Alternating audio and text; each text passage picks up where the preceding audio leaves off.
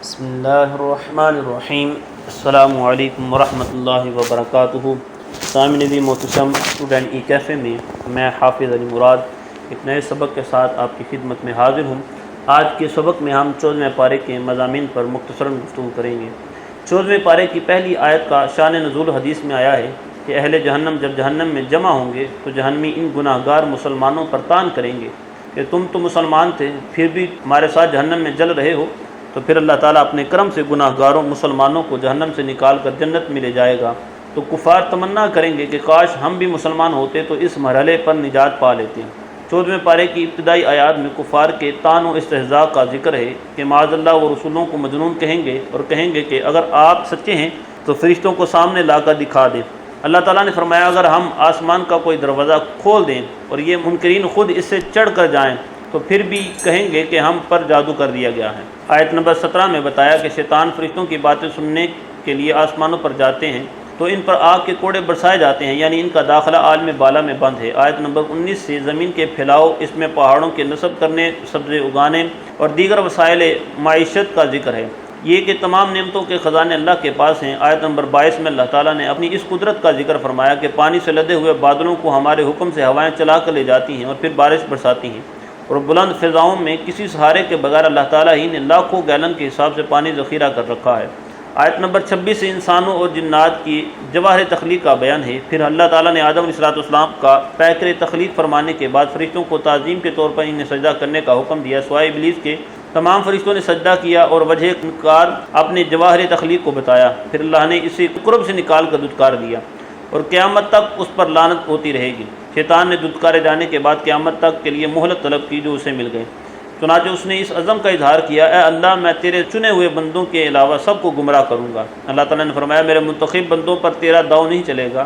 اس مقام پر جہنم کے 7 دروازوں کا ذکر ہے، ان میں سے بعد کا نام یہ ہے: جہنم، سعیر، لظہ، سقرہ، جحیم اور حاویہ۔ اس مقام پر یہ بھی بتایا کہ اہل جنت کے دل کینے سے پاک ہوں گے، وہ اعزاز و اکرام کے ساتھ ایک دوسرے کے مقابل مسندوں پر بیٹھے ہوئے ہوں گے۔ چند آیات میں حضرت ابراہیم اور لوط علیہ السلام کا واقعہ بیان ہوا ہے جس کی تفصیل اس سے پہلے گزر چکی ہے۔ آیت نمبر 78 سے اصحاب علاق اور اصحاب الحجر کا ذکر ہے، ان قوموں نے انبیاء کو جھٹلایا اور ان پر اللہ کا عذاب نازل ہوا۔ آیت نمبر 88 میں قرآن مجید کی نعمت اور صرفات کا خاص طور پر ذکر ہے۔ سورۃ النحل آیت 5 سے چوپایوں کی پیدائش کا ذکر ہے جن میں انسانوں کے لیے کئی طرح کے فوائد ہیں، یہ انسانوں کے لیے راحت کا سبب ہیں۔ ان میں بعض جانوروں کو کھایا جاتا ہے اور بعد میں دیگر فوائد ہیں، جیسے بیڑوں کی اون سے گرم لباس حاصل ہوتا ہے، کچھ بار برداری کے کام آتے ہیں، کچھ سواری کے کام آتے ہیں جیسے گھوڑے، خچر اور گدھے وغیرہ۔ آیت نمبر 11 سے زمین سے پیدا ہونے والے پھلوں اور نعمتوں کا ذکر ہے، اور یہ کہ شمس و قمر اور ستارے اسی کے حکم کے تابع ہیں۔ انسان سمندر پر سواری کے لیے سفر بھی کرتا ہے اور مچھلیوں کا شکار کر کے تازہ گوشت کھاتا ہے۔ سمندروں ہی سے مختلف قسم کے زیورات میں استعمال ہونے والی چیزیں نکلتی ہیں۔ ان تمام نعمتوں کا تفصیل کے ساتھ ذکر کرنے کے بعد فرمایا اگر تم اللہ کی نعمتوں کو شمار کرنے لگو تو ان کا احاطہ نہیں کر سکتے۔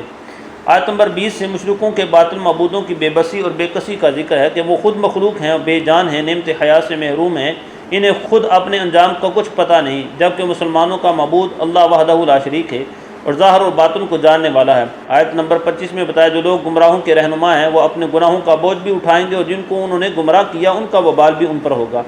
اہل تقوی اور اہل ایمان کو عطا کیے جانے والی نعمتوں کا ذکر کر کے فرمایا کہ ان کی وفات کے وقت فرشتے ان کی پاکیزہ روحوں کا استقبال کریں گے، ان پر سلام بھیجیں گے۔ آیت نمبر 43 سے اللہ تعالیٰ نے نبی اکرم صلی اللہ علیہ وسلم سے فرمایا کہ آپ سے پہلے بھی ہم نے مردوں کو رسول بنایا تھا جن کی طرف ہم وحی کرتے ہیں اور حقانیت کے واضح دلائل اور کتابیں بھی بھیجیں۔ اے رسول ہم نے آپ کی طرف بھی قرآن نازل کیا ہے تاکہ آپ لوگوں کو ہمارے وہ احکام وضاحت کے ساتھ بتائیں جو ان کی طرف اتارے گئے ہیں۔ قرآن نے یہ بھی فرمایا کہ جو کچھ تم نہیں جانتے وہ اہل علم سے پوچھ لو۔ آیت نمبر 48 سے اللہ تعالیٰ نے اس امر کا بیان فرمایا کہ کائنات کی ہر چیز اللہ کی بارگاہ میں مصروف عبادت ہے، یہاں تک کہ چیزوں کا سایہ جو دائیں اور بائیں جھکتا ہے وہ بھی اللہ کو سجدہ کر رہا ہے۔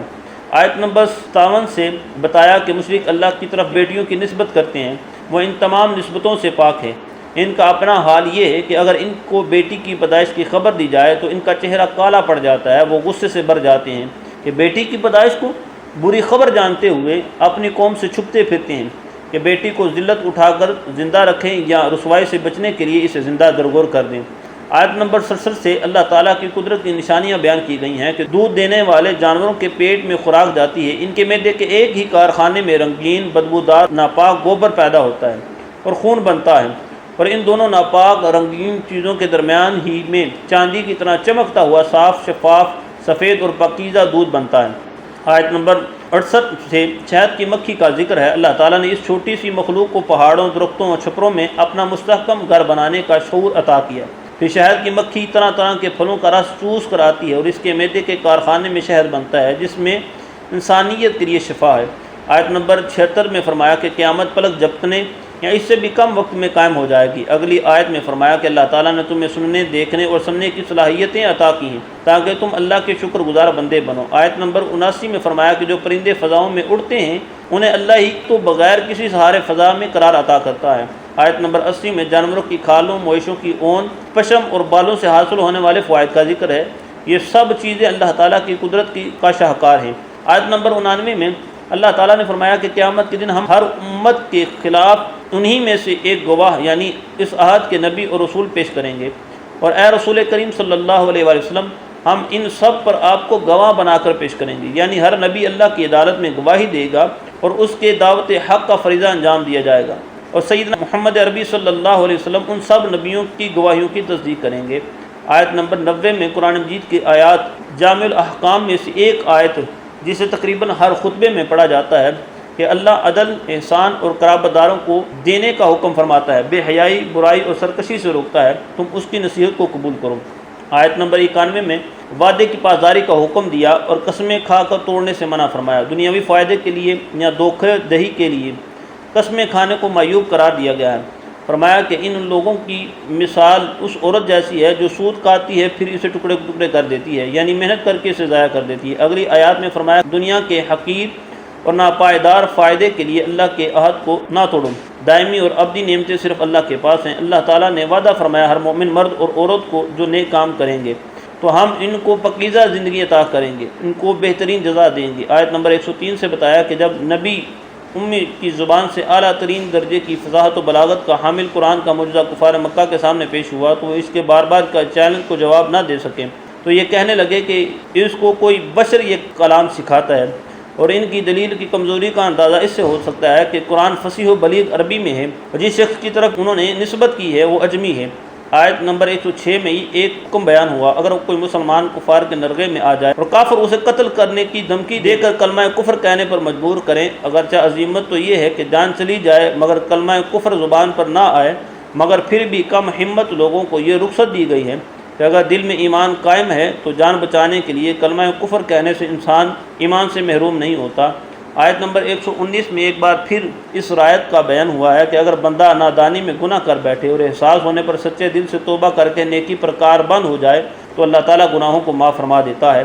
آیت نمبر 123 میں رسول اللہ صلی اللہ علیہ وسلم کو ملت ابراہیمی کی پیروی کا حکم دیا۔ آیت نمبر 125 میں دعوت دین کے اسلوب کو بیان کیا گیا ہے اور اپنے رب کی راہ کی طرف حکمت اور عمدہ نصیحت کے ساتھ بلاؤ۔ اگر بحث کی نوبت آئے تو احسن طریقے سے حجت قائم کرو اور مشکلات میں صبر و تحمل کا مظاہرہ کرو۔ صبر کی توفیق اللہ تعالیٰ کی عطا سے ملتی ہے اور اس کا بدلہ بھی اللہ تعالیٰ ہی دیتا ہے۔ سامعین عزیز محتشم، یہاں پر آج کے سبق کا اختتام ہوتا ہے۔ کل ایک نئے سبق کے ساتھ آپ کی خدمت میں حاضر ہوں گے۔ السلام علیکم ورحمۃ اللہ وبرکاتہ۔